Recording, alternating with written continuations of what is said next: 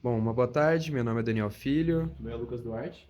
e a gente vai apresentar nosso trabalho na disciplina de rede de computadores, na qual estamos usando um ESP32 junto com um sensor BME 280, na qual a gente está tendo temperatura, umidade e pressão. Por consequência, a gente consegue saber a altitude também. Esse ESP ele está usando o socket, enviando os dados formatados via HTML, que a gente consegue ter essa página web que são formatados. Esses dados estão em tempo real. Através desse Raspberry Pi, a gente consegue fazer a leitura, a coleta desses dados, também usando o socket. E isso pode ser feito para vários clientes usando diferentes threads. E agora a gente vai explicar um pouquinho do código. Bom, vamos lá. O servidor, vamos separar a apresentação aqui entre o servidor e o cliente. O servidor, ele funciona ininterruptamente, trabalhando o tempo inteiro, assim como uma aplicação real de servidor, em que toda vez que o cliente fazer uma requisição, ele fornece e continua esperando para a próxima requisição. Por isso que todas as threads criadas, elas ficam no modo de reuso para o endereço. Cada, cada thread aqui, ela é criada diferentemente do cliente, só para a gente ter um uso diferente. Aqui ela é criada independentemente de cada thread, usando um código diferente para cada tipo de sensor, né? Como aqui a gente pode ver que ele passa um parâmetro null, que a gente vai ver que é um pouco diferente no cliente. Assim que ele cria, vamos ver um exemplo aqui do, do de temperatura. O sensor de temperatura, ele vai criar esse socket, que a gente pode dar uma olhada lá. Ele cria o socket no modo TCP, ele vai ficar naquele modo de poder fazer várias leituras, né, reusar o endereço. Ele vai criar na porta específica de cada thread, pode ser a 18.001, 18.002, 3 ou 4, que são as escritas para fazer esse tipo de transmissão para cada tipo de grandeza. Ele vai requisitar, pode vir de qualquer endereço a requisição, e é no tipo IPv6, né? IPv4, perdão. Ele vai tentar fazer o bind e ficar no modo de escuta. Assim como se todas essas etapas forem concluídas, o socket, o descritor dele é criado e é passado aqui para dentro. Assim que a gente conseguir fazer essa conexão, aqui antes disso, ele faz um acesso com mutex dentro do nosso cout, né, para que cada thread ela tenha seu tempo hábil de usar a saída e escrever cada saída. Vamos criar um exemplo aqui para ficar um pouco mais claro e a gente já volta olhando para o código.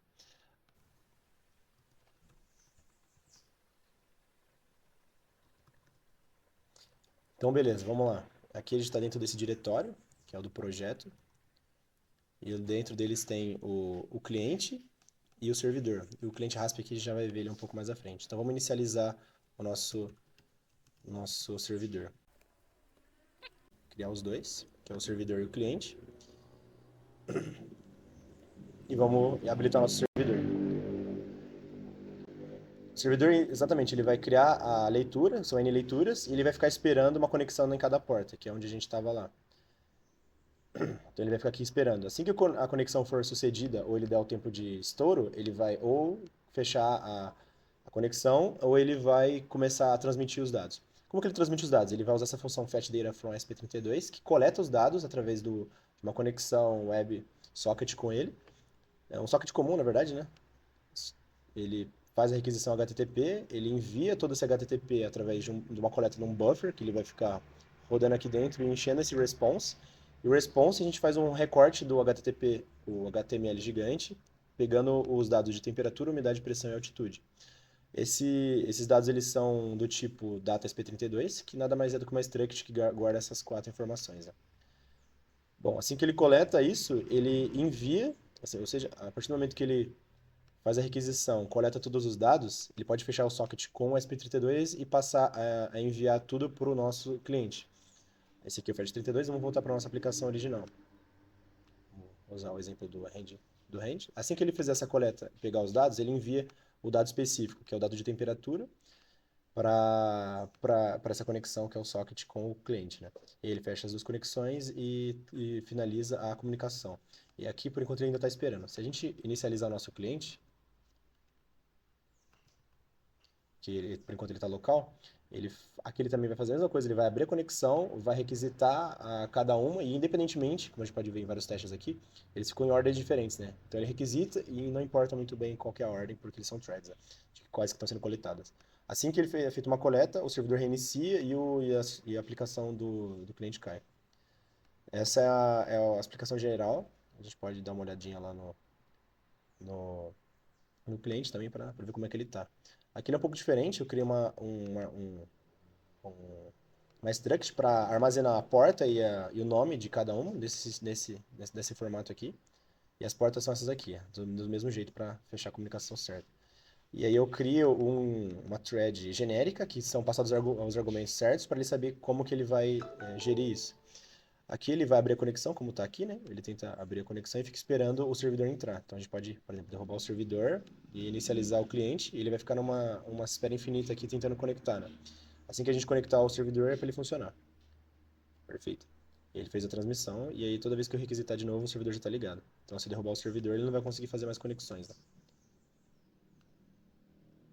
Opa, ele está aqui, ele está no Raspberry Pi, que é a próxima etapa. Então ele vai ficar tentando aqui na conexão local. Voltando, e basicamente é isso, né?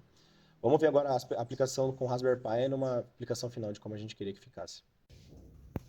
Bom, então, vendo a aplicação final, a gente vai ter o nosso Raspberry Pi fazendo a requisição para o ESP32 para buscar os dados das grandezas físicas, assim que uma conexão seja fechada com um cliente potencial. A gente tem um exemplo aqui que vai ser a nossa máquina, o cliente, nossa fonte de informações web e o nosso servidor que vai fazer esses trâmites para enviar esses dados.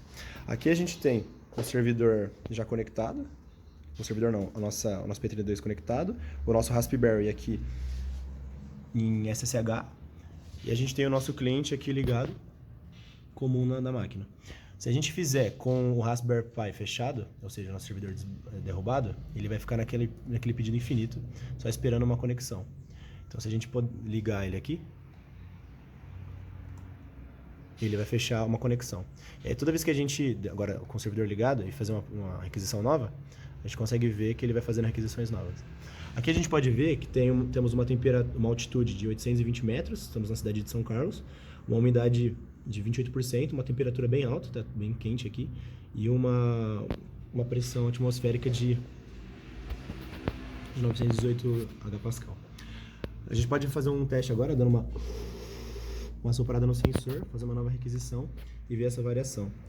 A gente viu que a umidade, num assopro básico aqui, ela saiu de 28% para 73%, validando que o sensor está funcionando. A temperatura variou um pouco também, mas os outros parâmetros não variaram nada porque a altitude e a pressão não variam no sensor. Bom, essa é uma aplicação final e ele funciona certinho. O último exemplo é caso a gente derrube a fonte original dos dados e tenta fazer novas requisições, né?